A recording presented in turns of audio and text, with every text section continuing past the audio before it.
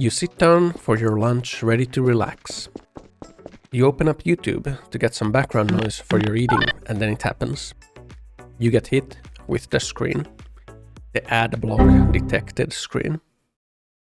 So many of you have probably seen this little screen when trying to watch YouTube. That's because YouTube has recently been super against people using ad blockers on their site. Now obviously YouTube and Google make their revenue from ads, and the use of ad blocker blocking these ads from showing is cutting directly into their revenue streams. So from a business perspective, they would want to have no ad blocker at all.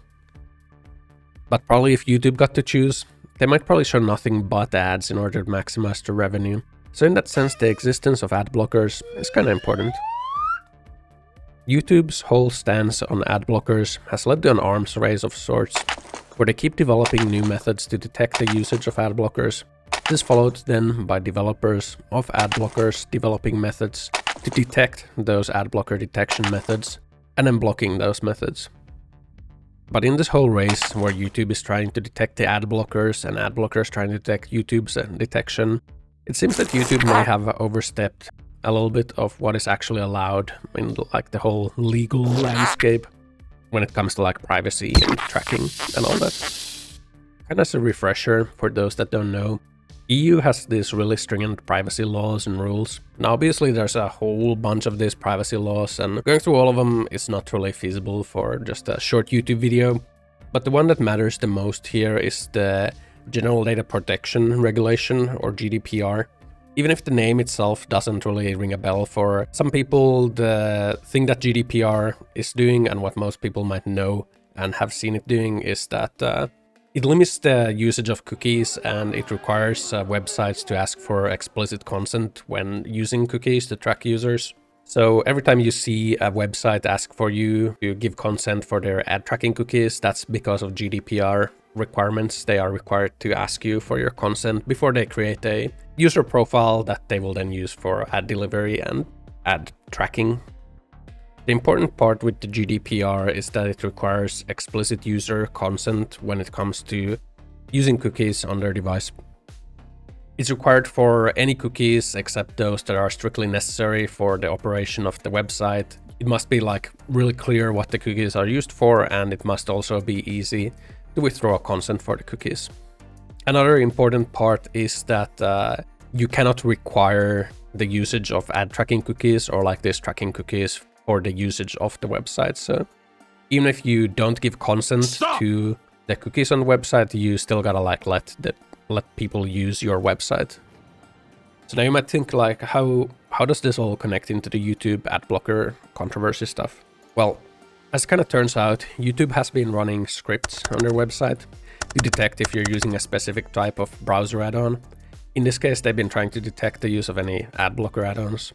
Now, when YouTube is running scripts like this, they are kind of in fact creating user profiles of natural persons without direct explicit consent from the user, which kind of falls pretty much in direct violation of the e-privacy stuff that EU is enforcing.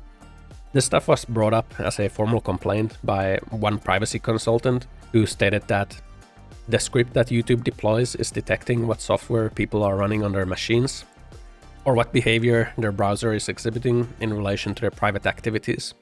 It's not okay, it's illegal.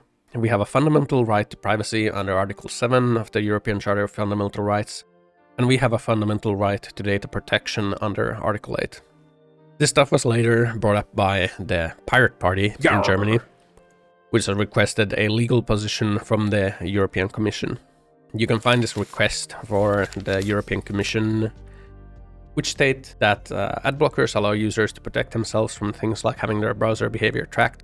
Some platforms, such as most recently Google's YouTube, look for signs that ad blockers are running on a user's device to deny access to them if so, marked as anti-ad block detector.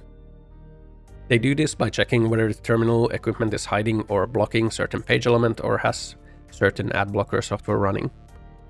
Article 5.3 of the e-privacy directive provides that access to information stored in the terminal equipment of a subscriber or user is only permitted with the latter's consent, with an exception applying where the desired service cannot be provided otherwise.